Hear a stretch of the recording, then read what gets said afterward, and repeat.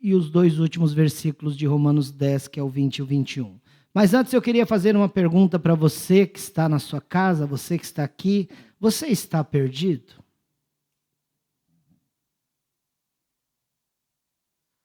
Hoje esta mensagem para os perdidos. Se você está perdido, abra bem os seus ouvidos. Se você acha que você não está perdido, abra bem os seus ouvidos. Pode ser que você esteja perdido e não saiba. E o texto da palavra de Deus de Lucas, capítulo 15, os versos de 1 a 7, que vou ler na NVI, diz assim a palavra de Deus.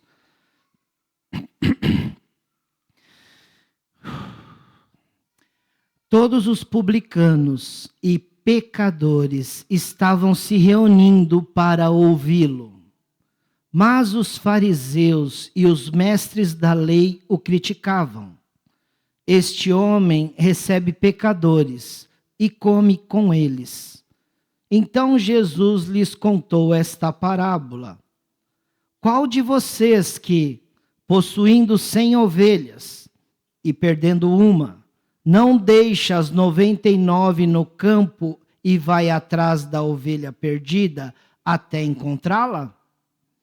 E quando a encontra, coloca-a alegremente sobre os ombros e vai para casa.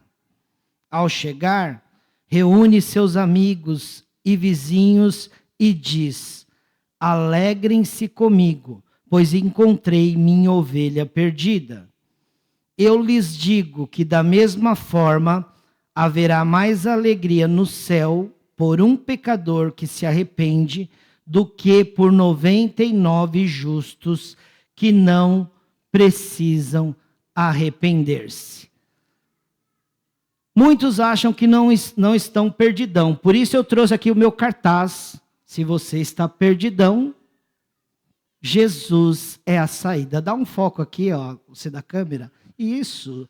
Se você está perdidão, isso aqui, ó, você de casa. Se você está perdidão, Jesus Cristo é a saída para a sua vida. É isso que eu quero falar nessa noite. Porque Ele é o bom pastor. E Ele é o bom pastor para aqueles que o buscam. Para aqueles que querem ter um relacionamento com Ele. Como uma ovelha perdida. Porque quando nós achamos que nós não estamos perdidos, vai esperar o quê? Mas quando estamos perdidos, nós temos uma esperança. Esta parábola que foi lida, a parábola da ovelha perdida de Lucas 15, na verdade, o texto bíblico trata 3 parábolas seguidas. Parábola da ovelha perdida, parábola da moeda ou dracma perdida e a do filho pródigo. E as 3 parábolas são um conjunto de uma única resposta que Jesus quer dar. A quem? Aos fariseus e escribas, do início do texto que nós lemos. No início do texto, nós vimos que os fariseus e escribas estão questionando, estão murmurando, estão reclamando de Jesus. Por quê? Porque Jesus está sentado comendo com os publicanos e os pecadores. E eles não estão satisfeitos com isso. Por quê? Os publicanos e os gentios, principalmente os publicanos, eles eram considerados pelos fariseus, pelos escribas, pelos mestres da lei, na época de Jesus, eles eram considerados pessoas moralmente e espiritualmente sem condições, desqualificadas. E eles então achavam que estas pessoas, os publicanos, que são os cobradores de impostos e os gentios, eles eram considerados como injustos e pessoas perdidas. Perdidas. E são esses perdidos que os judeus achavam que eram perdidos, que Jesus veio buscar e salvar. São esses perdidos que Jesus veio trazer salvação. E o Espírito opera no coração desses, porque esses publicanos, que os judeus diziam que eram perdidos, que não podia nem se sentar à mesa, eles eram proibidos, os judeus líderes proibiam de conversar com essas pessoas. Muito mais sentar à mesa com eles. E aí Jesus vai lá e senta à mesa com eles. E aí começa o murmúrio. Eles não aceitam isso. Pior que isso, Jesus ainda escolhe um publicano para ser um discípulo, um apóstolo, que é o caso de Mateus. Eu disse pela manhã para os irmãos terem ideia, se você já assistiu a série The Chosen, né, tem uma cena que Mateus, o cobrador de impostos, ele chega na sua casa e o pai dele repudia ele, fala: eu não tenho mais filho. Você morreu para mim. Por quê? Porque ele foi cobrar impostos. Cobrador de impostos, ele é funcionário de Roma para cobrar imposto dos judeus. E os judeus não aceitam isso. O próprio pai não aceita mais o seu próprio filho porque ele se tornou um funcionário de Roma, um cobrador de impostos. Mas Jesus chama Mateus para ser seu discípulo. E, mediante esse contexto, com a reclamação dos judeus, dos fariseus, dos escribas, então Jesus conta essas 3 parábolas para ensinar eles como que funcionam as coisas no reino dos céus. E eu queria pensar então nesta parábola da ovelha perdida. Na verdade, eu queria pensar primeiramente nas 3 parábolas. Talvez você nunca pensou nisso. Eu ouvi um pastor falando, achei muito interessante algumas perguntas que ele faz. E quero fazer a você nesta noite. A primeira pergunta é: o texto que lemos da ovelha perdida. Ovelha perdida sabe que está perdida? O que vocês acham? Você que está em casa, o que você acha? Uma ovelha está perdida, você acha que ela sabe que está perdida? Esse pregador, eu ouvindo ele fez a comparação com alguns animais, dentre eles o cachorro. E diz que o cachorro instintivamente sabe muitas vezes que está perdido. E aí eu lembrei, quando ele contando, e eu contei pela manhã, sobre uma experiência. Meu pai, nós morávamos num sítio no interior de São Paulo, e nós tínhamos um cachorro. Meu pai dava pimenta para esse cachorro. Tipo, queria que o cachorro fosse nordestino, né? Dava pimenta para o cachorro, porque dizia que o cachorro, comendo pimenta, ficava bravo.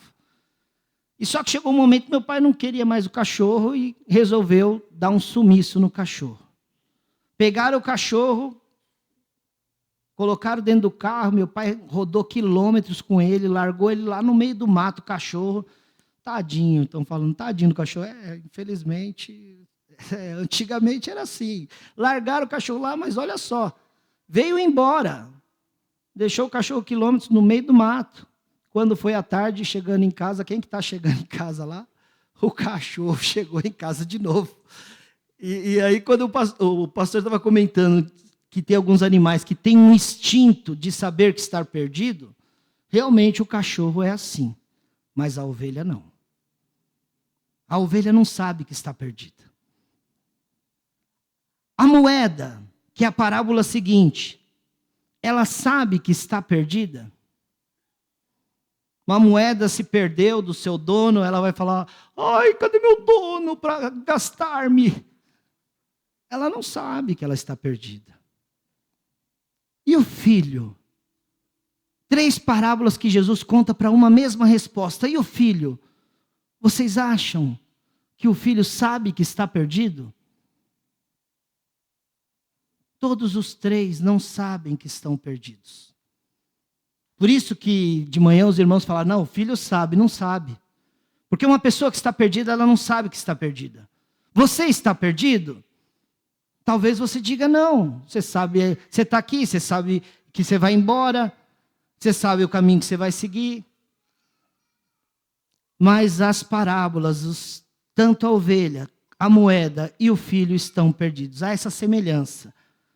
Mas também há uma semelhança que todos fazem falta.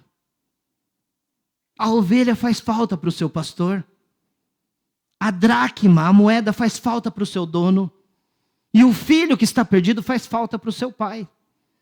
Os três fazem falta. Jesus conta, é maravilhosas essas parábolas. Todos são de grande importância. Todas as parábolas, quando se encontra o perdido, há festa, há alegria, porque eles são encontrados. Por isso que é necessário procurar os perdidos. E há algumas diferenças também, além das semelhanças. Primeira diferença: a ovelha, o seu valor está na dependência do pastor. A moeda, o seu valor está na identidade, no valor monetário para o seu dono. E o filho, o seu valor está no relacionamento com o pai. São detalhes que nós vemos nas parábolas que têm relação com aquele que está perdido, ou acha, ou não acha que está perdido. Por isso que Jesus começa: qual de vocês, se tiver 100 ovelhas e tiver perdido uma delas, não vai em busca de uma ovelha perdida?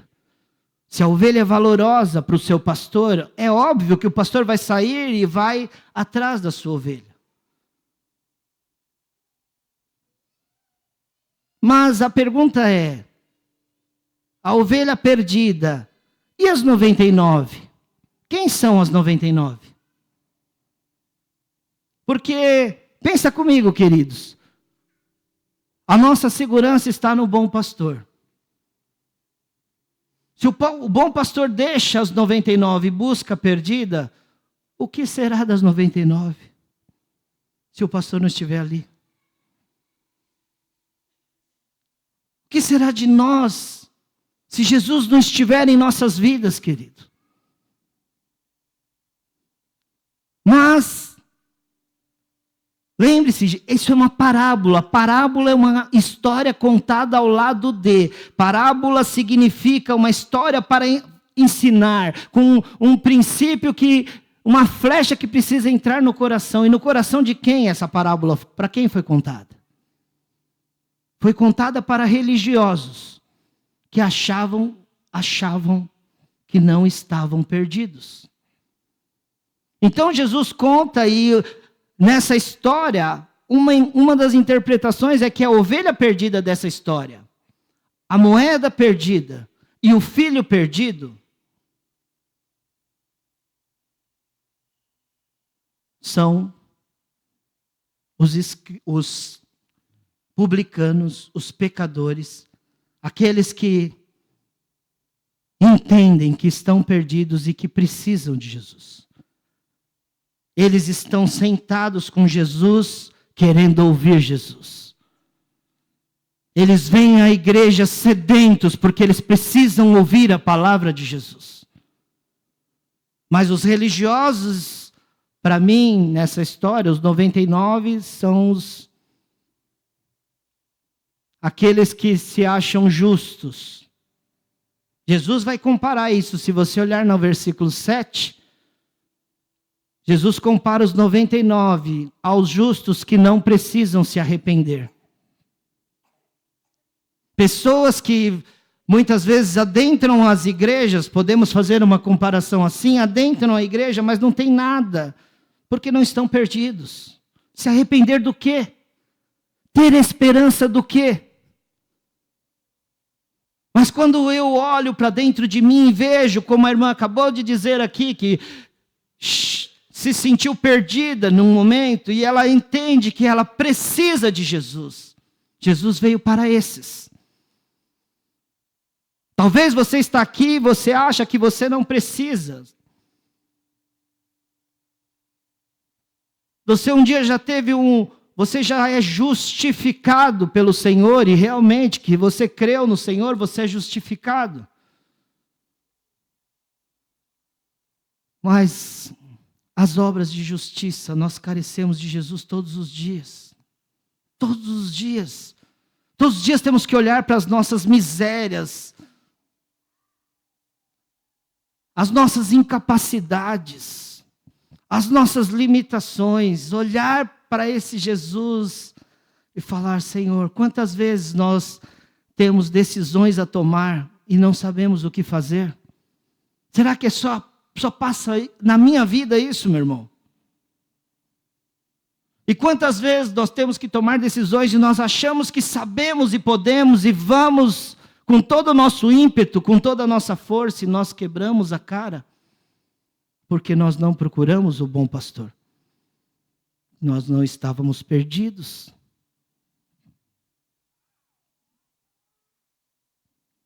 Sabe quando uma pessoa reconhece que não está perdidão?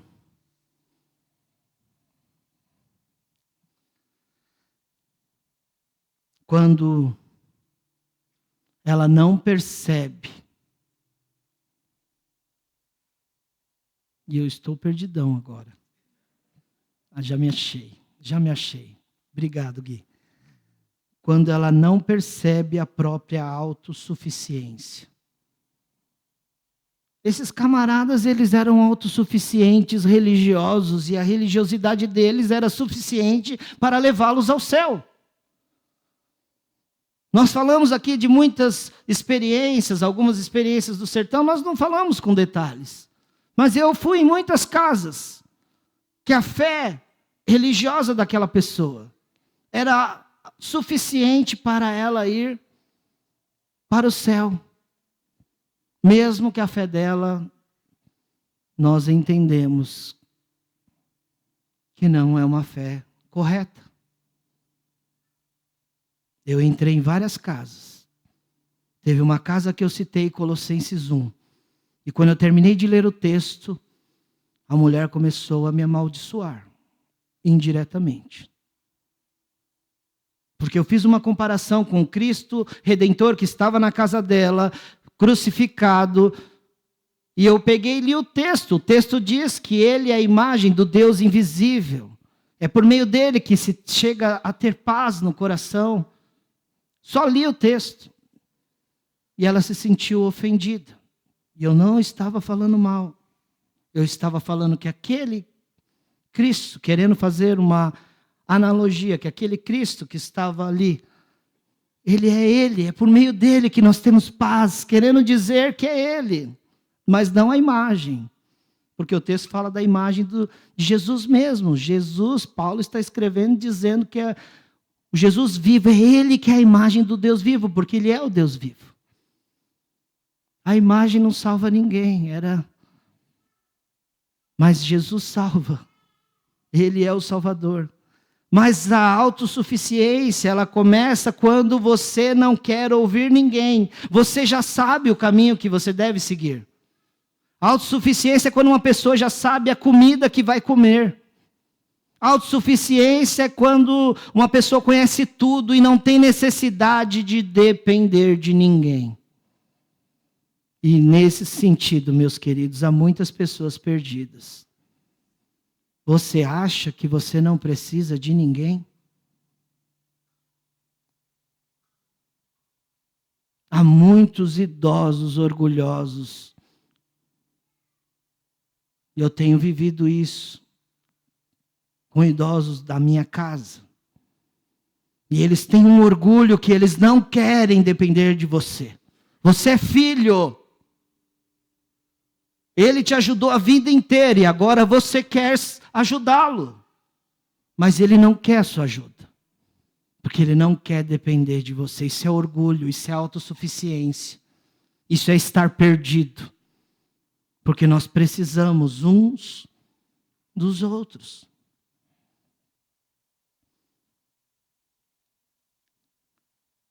Imagine estes homens. Jesus está do lado deles.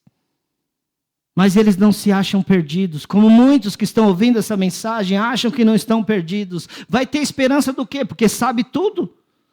Sabe o que tem que fazer, sabe que amanhã vai fazer isso, vai fazer aquilo outro. Domingo passado nós estávamos com o irmão João Alves aqui, dizendo para o pastor Atílio que iria casar em novembro, ia fazer 82 anos. Todo feliz da vida. fazendo os planos. Na segunda-feira, Jesus o chama. Foi morar no céu. Alguns dias atrás, ele estava numa viagem missionária. O irmão João, eletricista, João Alves. O neto dele me mostrou uma foto, que ele sobe numa escada, numa árvore. Ele fez um cartaz dizendo assim: e se Jesus te chamar hoje? Ele estava pregando esta mensagem e deixou lá em Minas Gerais essa mensagem. No domingo, ele cheio de planos. Na segunda, ele foi chamado. Quem nos garante que nós não seremos chamados hoje ou amanhã? Quem que garante isso? Você é tão autossuficiente para dizer que os seus dias serão de tantos ou de quantos dias? Jesus estava falando exatamente para aqueles que não se achavam perdidos. Falando sobre ovelha perdida, dracma perdida e filho perdido. Para que eles entendessem, para que eles reconhecessem, para que eles olhassem para Jesus e percebessem que eles precisam de Jesus. Todos nós precisamos de Jesus o tempo todo. Será que você não está perdido como os fariseus e escribas? Onde você tem colocado a sua esperança? Há muitas possibilidades de uma ovelha que se chama ovelha estar perdida, ou uma pessoa estar perdida. Diversas situações carecendo serem encontradas pelo bom pastor. Eu queria falar algumas possibilidades. Talvez você, presta atenção, meu irmão, talvez você se encontre perdido através desses exemplos. Perdido com situações dentro da sua casa, da sua própria casa. Perdido em situações dentro da igreja, naquilo que você faz, ou no estilo de adoração, como foi dito pelo pastor Atílio nesta noite, ou no seu trabalho, talvez você esteja perdido e não saiba. Como ovelhas, às vezes nós estamos perdidos e não sabemos. Por exemplo, na sua casa, no seu trabalho, ou na igreja, independendo do pastor, como na parábola da ovelha perdida. O que você faz dentro da sua casa? O que você faz no seu trabalho? O que você faz na sua igreja? Você depende do pastor? Você ouve a voz do seu pastor? E eu não estou falando dos pastores terrenos, eu estou falando do pastor chamado Jesus Cristo, o bom pastor. Talvez você esteja perdido com situações dentro da igreja, da casa, do trabalho, como na parábola da dracma perdida. Dracma tem o seu valor intrínseco nela. Quando o dono acha aquela moeda, oh, que beleza, achei minha moeda, faz uma festa, porque aquela moeda tem um valor.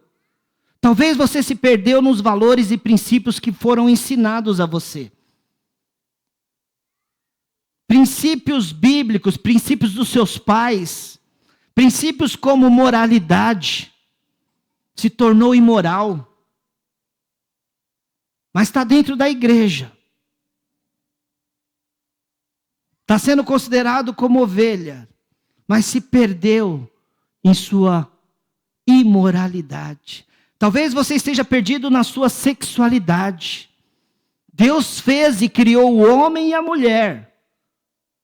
E você se perdeu em sua sexualidade, não sabe mais nem o que você é para Deus e diante de Deus.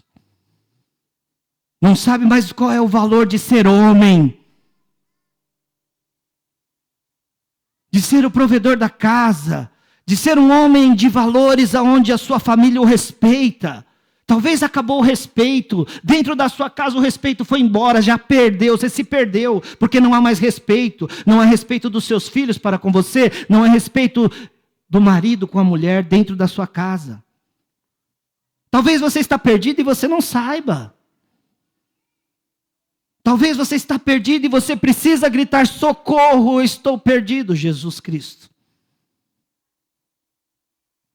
Perdido em honestidade, se perdeu, não é mais honesto. Se perdeu em sua honra, foi falado de homens de honra. Mulheres de honra, se perdeu, não é mais uma mulher de honra. Uma mulher que sabe os seus valores, o seu valor de ser uma Ezer, que no hebraico significa ajudadora, auxiliadora, idônea. Há tantas possibilidades que podemos nos perder nos nossos valores. Perdeu o caráter, está sem caráter, ou está com mau caráter. Está dentro da igreja, mas lá no trabalho estão dizendo que você é mau caráter. Está aqui dentro da igreja, mas lá na sua casa, dentro dos seus familiares, estão dizendo que você é mau caráter. Porque você se perdeu. Porque você se distanciou do seu dono. E os seus valores de moeda valorosa, de uma dracma valorosa, foi perdido. E Jesus está procurando, querendo encontrar você de novo. Perdidos com situações dentro da casa, da igreja, do trabalho, quando dizemos que somos filhos de Deus, mas nos perdemos dentro da própria igreja, sem ter mais o temor com Deus, porque o filho perdido, ele se perdeu no relacionamento com seu pai. Talvez você tenha perdido os valores do relacionamento com o pai, os valores de dobrar seu joelho, de falar com ele. Você está dentro da igreja, mas você não está tendo mais um relacionamento com Deus. É possível você estar dentro da igreja, mas você não está mais ouvindo a Deus, não está se relacionando com Ele através da sua palavra. Está perdido dentro da casa, distante do Pai. Apenas com formalidades banais. Precisamos reconhecer que estamos perdidos, meus irmãos. Há tantas possibilidades e a autossuficiência nos afasta.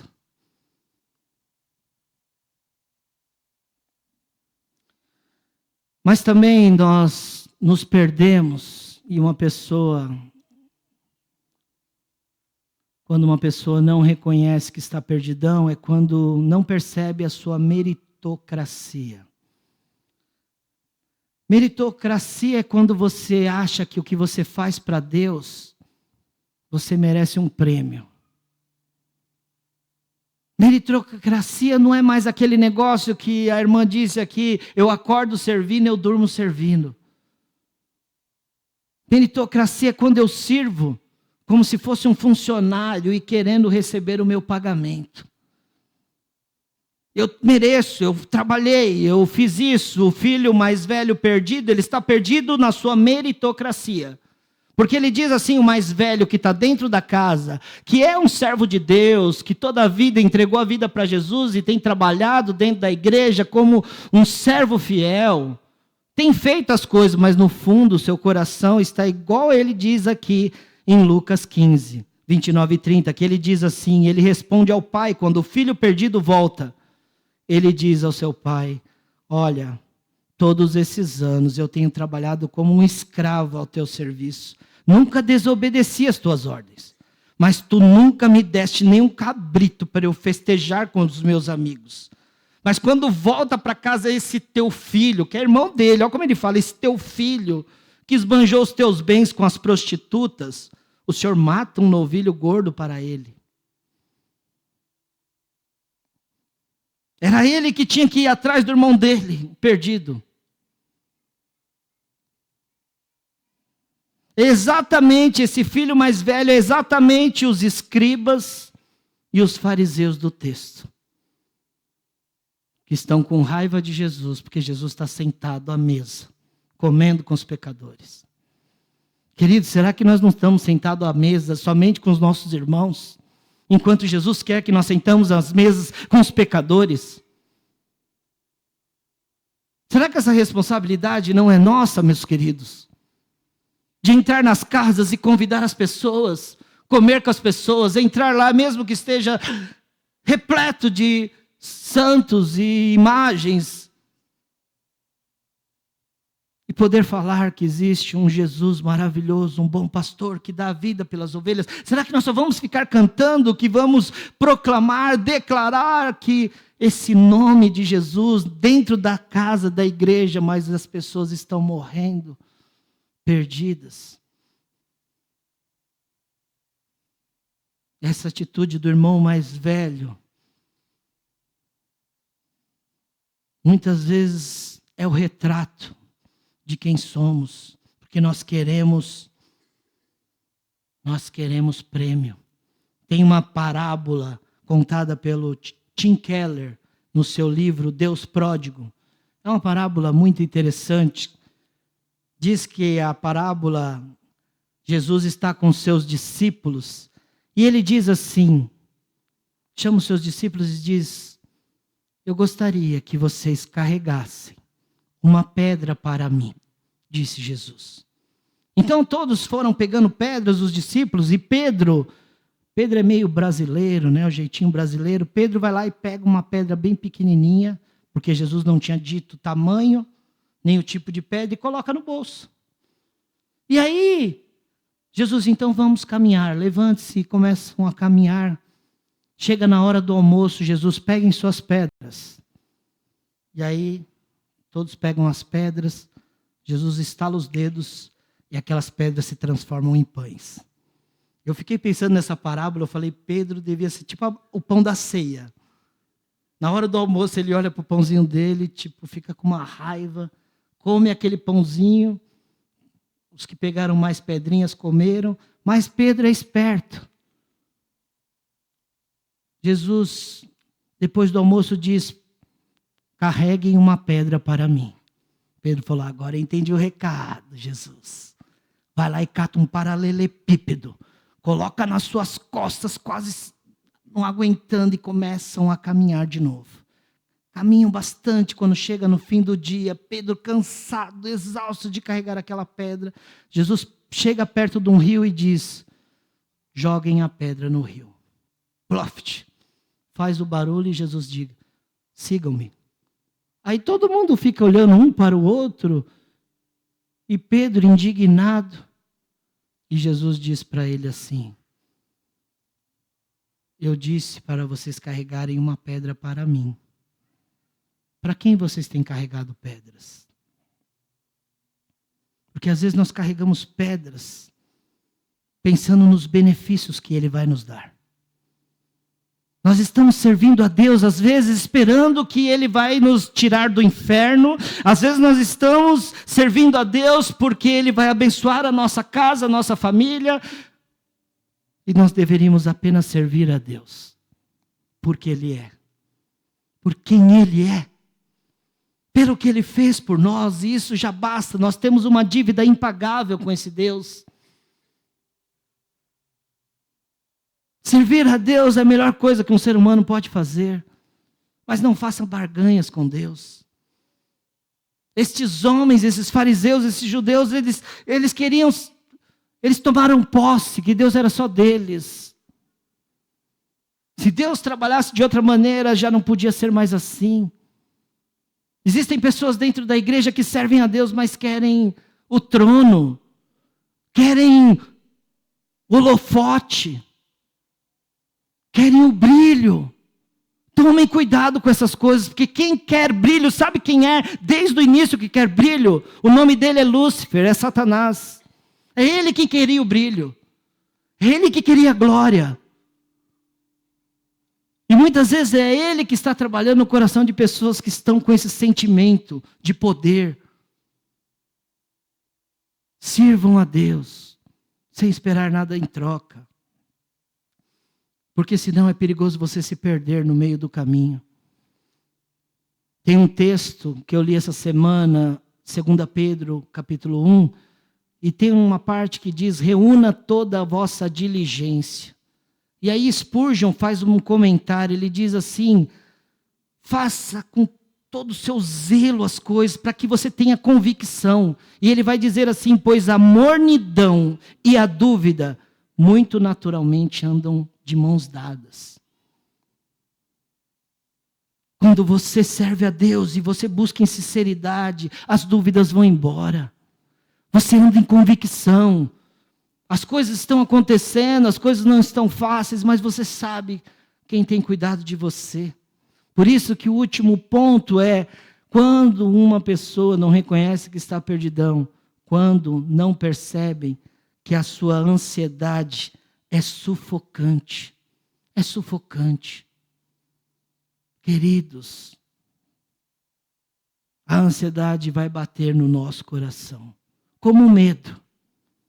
A palavra de Deus o tempo todo vai falar assim, não tenha medo, eu vou estar com você. Não tenha medo, eu estou com você. A ansiedade vai bater no seu coração. A ansiedade, aquele movimento que acontece dentro de nós, que faz nós querermos entrar no amanhã que não nos pertence. O passado não te pertence. Não sofra por causa do passado, porque, como já diz a palavra, já passou. Coisas novas já se fizeram. O bom pastor faz coisas novas todos os dias. O futuro também não te pertence. O que você tem? Você tem hoje. Ame hoje. Cuide-se hoje. Não ande ansioso. Jesus diz no Sermão da Montanha, não andeis ansioso por coisa alguma. Para fortalecer a teologia, Paulo em suas cartas vai dizer, não andem ansiosos por coisa alguma. E mas para ficar mais forte ainda, 2 Pedro 5,7 diz assim, lancem toda a vossa ansiedade nele, porque ele tem cuidado de vocês, ele é o bom pastor. Por que então você vive ansioso? Essa ansiedade que sufoca. Eu coloquei sufocante porque nós estamos... muitas pessoas já assistiram o Divertidamente 2. Quem já assistiu aqui? Levanta a mão. Olha, muitas pessoas, né? No cinema vocês vão, no culto oral vocês não vêm, né? Beleza, tudo bem, mas olha só. Divertidamente 2. No 1, para quem não assistiu, vou dar spoiler agora, no 1, o filme é um bonequinho, uns bonequinhos que controlam a mente de uma menina. E esse bonequinho do Divertidamente 1, o bonequinho é a alegria que está no controle. A alegria está lá controlando, a menininha é feliz, tem momentos que chora, todas as emoções passam pela cabeça dela, mas quem está no controle é a alegria. No Divertidamente 2, muito interessante, vem novos bonequinhos, novos sentimentos. E um deles é a ansiedade. E a ansiedade expulsa a alegria e toma o controle da cabeça da menina. A menina se torna agora controlada pela sua ansiedade. Nós fomos almoçar, eu, o Graziano e o preletor da IBF desse ano, o Rafael, lá de Volta Redonda, e ele, no almoço, ele falou, vocês perceberam que os bonequinhos da raiva e da ansiedade não têm nariz? Não percebi. Aí fomos ver o bonequinho, o vermelhinho lá, não tem nariz, e o esquisitinho da ansiedade, parece um louco, ele não tem nariz. Porque a ansiedade e a raiva, ela não dá tempo para você respirar. A ansiedade e a raiva, ela sufoca você. E você não consegue pensar. Por isso que quando está com raiva, a gente tem essa mania de dizer, conta até 10. Respira pelo nariz e solta pela boca. Porque quando você está com raiva, você não consegue respirar. E quem fez esse desenho acertou muito, porque não respira.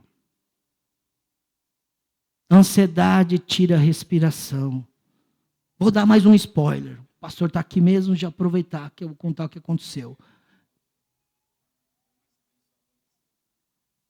Adolescentes, adolescente, verdade. Adolescente que ainda tem mais essa questão, não é nem criança. É que são bonequinhos, a gente pensa que é criança, bem lembrado.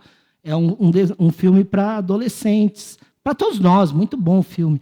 Mas olha só, no filme tem a menina é jogadora de hóquei. Só o último spoiler que eu vou dar. E aí, a treinadora dela está escrevendo de todos os jogadores, porque ela está fazendo um teste. Chega um dia antes da decisão do teste, ela sabe que o nome dela está naquela listinha. A ansiedade controlando ela. Eu preciso saber o que está escrito. Eu preciso saber o que está escrito. O que a treinadora vai falar de mim? O que ela pensa de mim? Ela burla o sistema, arromba a porta, vai lá à noite para pegar o caderninho, abrir o caderninho e olhar. E a decepção. O nome dela lá não está preparada. A ansiedade faz isso, porque aí você descobre uma coisa que você ia descobrir depois, você descobre agora e piora, porque você fica, aí te sufoca. Porque agora e agora? Eu não vou ser escolhido e agora você quer morrer. Eu passava por isso, porque o pastor Atílio, eu escrevia textão para ele no WhatsApp, e aí a resposta dele era 2 olhinhos. Não sei se ele já fez isso com você. Eu escrevi um textão lá para ele, todo emocionado. Pá, tá. Aí quando eu ia ver a resposta, 2 olhinhos. Aí o que ele está dizendo com isso? É o tédio, pastor, é o tédio. E aí quantas vezes não aconteceu isso, querido? Você manda uma mensagem de WhatsApp, a pessoa manda uma carinha qualquer, e você fala, e não tem resposta, porque só tem uma carinha. E aí te sufoca, porque você está ansioso para saber o que a pessoa pensa. Você está ansioso para saber o que vai acontecer. Você está ansioso para saber o amanhã que não te pertence. Olha só, um livro muito bom, do Max Lucado, Aliviando a Bagagem. Ixi, o dono desse livro está aqui, que eu furtei. Me perdoa, Denise, faz muito tempo, já tomei posse. Ela me emprestou o livro, eu não devolvi mais. Aliviando a Bagagem. E o autor, Max Lucado, ele diz assim, como pode alguém lidar com a ansiedade? E aí ele diz que tinha uma pessoa, na verdade, que era muito preocupada. E essa pessoa, então, decidiu alugar alguém para preocupar-se por ele. Então, ele começou a contratar pessoas, colocou lá uma placa, precisa-se de um preocupador. Paga-se R$20.000 por mês. Uma fila de preocupadores apareceu lá e ele começou a fazer o teste com um, com outro e contratou um. Esse aqui tem um perfil, acho que vai ser um bom preocupador. Foi contratado, assinou o contrato, salário, tudo bonitinho. Primeiro dia de trabalho, o preocupador chega e já faz uma pergunta. Como é que o senhor vai pagar esses R$20.000 por mês? Ele falou, eu te contratei para isso, essa preocupação não é mais minha. Essa preocupação agora é sua. É claro que nós não temos como colocar um preocupador nas nossas vidas. Mas o bom pastor, ele é o nosso preocupador. Ele está dizendo, a palavra dele diz, lança em mim suas preocupações, eu vou cuidar de você. Ele é o verdadeiro preocupador. Você não sabe como você vai arrumar os R$20.000 que você tem que pagar de contas essa semana? Lança no seu preocupador. Você não sabe como que você vai fazer, porque você está enfermo, com uma doença que você não sabe o que fazer. Não fique ansioso. Não fique esperando o resultado do médico. Confia nele e tudo ele fará por você. Ele é o seu preocupador. É nele que você pode descansar. É nele que a sua ansiedade sufocante vai acabar. E digo mais, é nele que a sua depressão profunda pode acabar.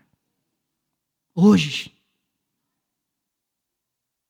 você tem que crer, você tem que confiar, você tem que ter esperança nele, apenas nele.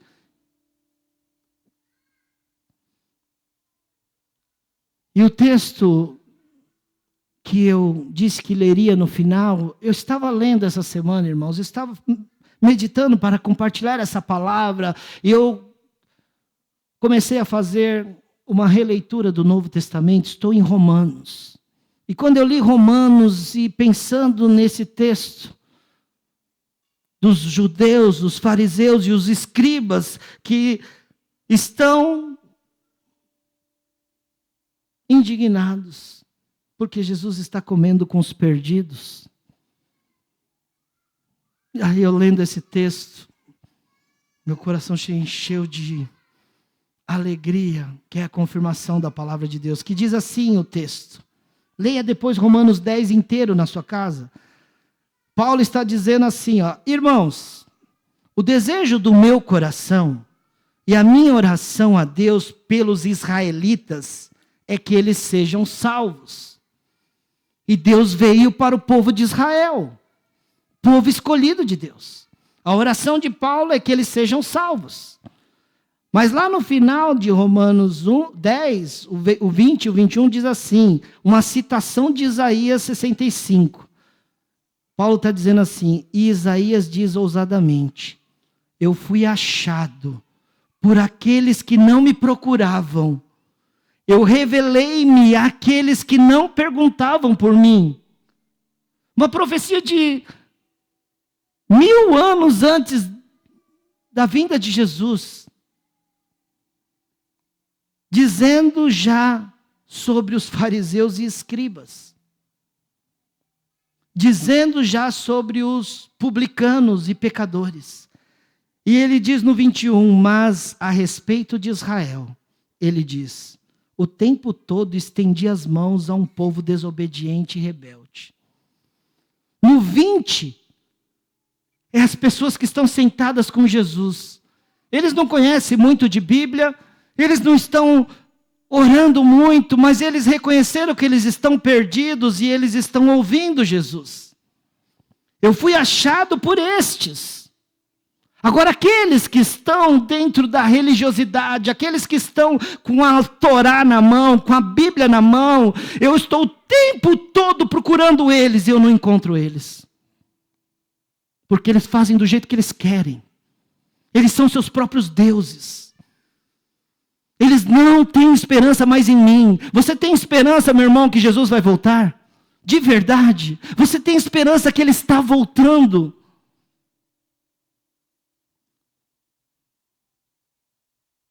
Você vai sair daqui agora, o que vai mudar na sua vida? Tudo isso vai mudar o quê? Será que as pessoas não estão chegando com seus problemas, perdidões, mas sedentos para encontrar Jesus?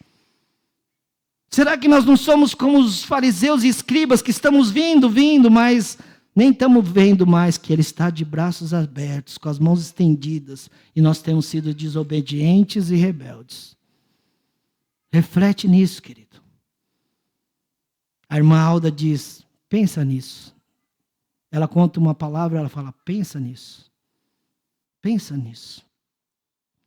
Jesus é a esperança ao que está perdido. Sempre tem alguma coisa que está perdido em nós. Carecendo de Jesus, sempre tem. O bom pastor quer encontrar o que foi perdido na sua vida nessa noite. Eu queria que você fechasse seus olhos.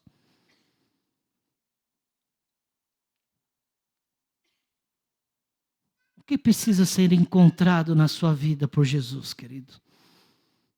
Eu queria fazer 2 convites nessa noite.